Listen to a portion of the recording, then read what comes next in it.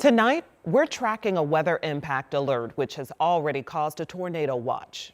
This future track shows where the storms are expected to hit, but keep in mind we likely are not going to see them in central Indiana until after you're sleeping. But we are concerned about the severe weather tonight. We have our meteorologists here. We have team coverage for you during this severe weather preparedness week. Ashton Hackman has a look at today's statewide tornado drill. And we're going to start in the Weather Center with Angela tonight for an update on what she's seeing about this very latest concern. Angela. Yes, and that latest concern just within the last couple of minutes, Storm Prediction Center has put the northwestern part of our state under a tornado watch until midnight. I've got the radar looping so we can keep track of some of the storms that are starting to initiate now across the northern sections of Illinois. But this does include Benton County and then those two counties to the south of Chicago. This is the area that we're going to be monitoring for supercell thunderstorms that may produce tornadoes this evening. Weather impact alert, not only this evening, but all the way through tomorrow evening. A few intense storms possible late today, and then storms off and on tomorrow from tomorrow morning, even into the afternoon hours across the southeastern part of the state. Follow the forecast closely, know your safety plan, and keep that cell phone charged. Have several ways to get warnings. Where we have that watch in effect, this is the zone that we've been watching for the intense possibility of intense thunderstorms that produce tornadoes, EF3 or larger in that area north and west of Lafayette, back into the northern sections of Illinois tonight. Future Track 13, you can see this evening those storms initiating now across parts of Illinois. They are forecast to travel north and east for now. If they would change direction, and this doesn't verify, some of our northern counties could be impacted this evening. Then the majority of central Indiana will have storms early tomorrow morning into the midday hours, and some of these still may be severe and still may rotate, and then we'll turn our attention to the southeastern part of the state for additional storms. It is going to be a busy 24 hours as we need to remember what we need to do in the event of severe weather. And Ashton Hackman, we had time to practice today with that statewide tornado drill. A perfect time of year for the state's Severe Weather Preparedness Week. As you mentioned, the state ran a test of its severe weather systems, those emergency alerts, but also those tornado warning sirens that you see at public parks, outside of schools, and just like this, outside of the Indianapolis Fire Department. But state officials that we talked to today really want you to understand that these sirens, those should not be your primary way to get alerts. In fact, it should be the very last. The state put them through the test today and reported really no major issues. I did hear back from Marion County Emergency Management. They say their systems went smoothly, no major hiccups. We did hear of reports of some sirens in Cass County and Monroe County having some issues, but emergency management directors there tell me that they are working through some of those challenges. In the meantime, the Indiana Department of Homeland Security is keeping a close eye on this incoming storm, making note of the dangers that are to the northern half of the state. They've activated their Emergency Operations Center and have staffing for according to the severe storms tonight. The storms are coming into the state this evening, into the overnight hours, so have a way to receive those alerts, know where to go if you hear the sirens go off or if you receive one of those alerts. In the meantime, with those storms still several hours out, you still have plenty of time to work through with your family, coworkers, maybe if you're working an overnight shift, those severe weather plans. Talk about where to go in the event of tornado warning is issued. Of course, we're talking the lowest level of your home or wherever you are at, interior rooms away from windows. And ladies, this evening we are really focusing on the dangers that come with severe winds, potentially tornadoes. Like they mentioned, have those warnings ready to go.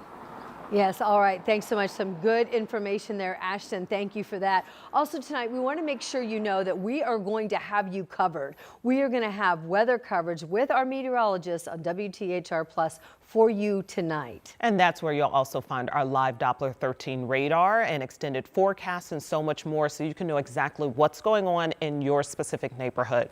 You can download our TV app. It's free.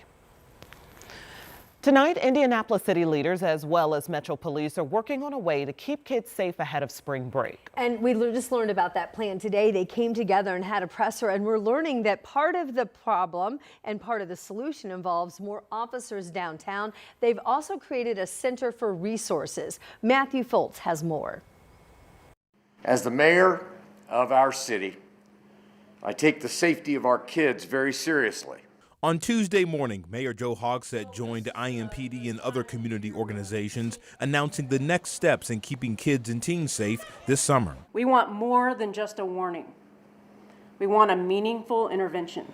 IMPD Chief Tanya Terry says this weekend they will be launching their youth safety plan, which includes reinforcing curfew times. Curfew is not about punishment.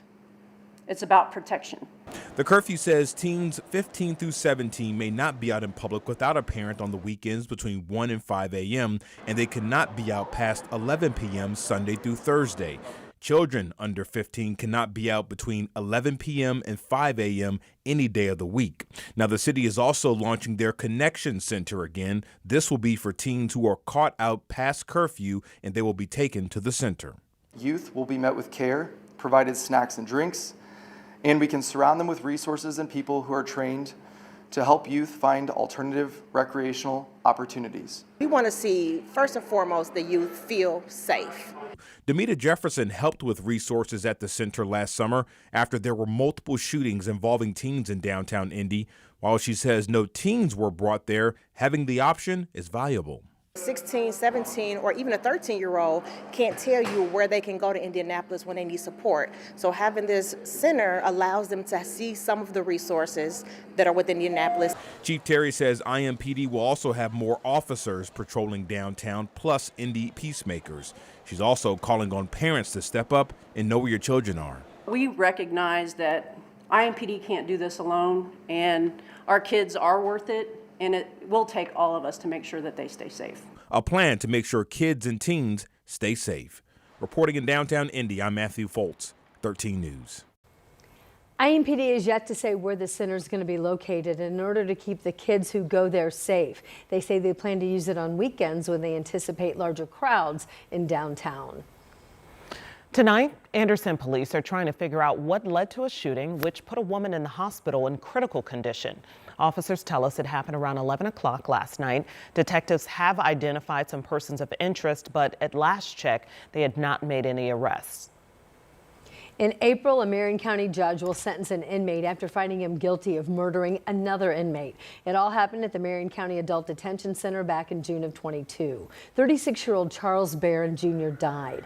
The prosecutor's office says video from inside the cell showed his cellmate, D'Angelo Smith, jumped on his back, strangled him, and tried to stage his death as a suicide. And now an update tonight on an Indianapolis program connecting unhoused Hoosiers with shelter. The first phase of what's called the Streets to Home Indy saw encampments all across the city close. Now it's moving into phase 2. Ella Rhodes explains what it means for people living on city streets. 66 people from downtown, previously unhoused, now with shelter. Director for Office of Public Health and Safety, Andrew Merkley, says it's time for the next steps in Streets to Home Indy Phase 1. Bringing downtown spaces back to life. So, or being able to make spaces where our unsheltered neighbors may have been sleeping or camping accessible to Indianapolis residents again. Places like the Indianapolis Central Library, a notice for permanent camp closure, prohibiting people from camping and storing property at the library. This is no different than if we were closing a camp, say the camp on Leonard Street or the Black Mountain site. 16 to 19 locations downtown, including the library, where unhoused people tend to hang out, will close and have up signs like these. If needed, Merkley says cleanup crews will come in. We are not closing these areas to pedestrians and others from simply using those spaces. Since August, the program housed 114 people with a 98% retention rate. From engagement to housing, you're looking at 4 to 6 weeks. That is incredible, and it is critical to build trust with our unsheltered neighbors. And to keep them from returning to the streets. To make sure that they have an exit plan, that they are ready to continue remaining housed, whether that's getting them connected with a different subsidy or helping them with employment opportunities so that they can be self-sufficient. Taylor Schaefer with Downtown Indy Alliance says the work makes a difference. We prioritize engagement, we prioritize housing. We're thinking about sustainable outcomes that can really benefit the quality of place, the quality of life for everyone. Whether or not you have a roof over your head. In Indianapolis, Ella Rhodes, 13 News. Today, Ella and 13 News reached out to the Coalition for Homelessness Intervention and Prevention, but at last check, we have yet to hear back. OPHS also added that what they're doing right now has nothing to do with the recently passed Senate Bill 285, which makes it a crime to sleep outside.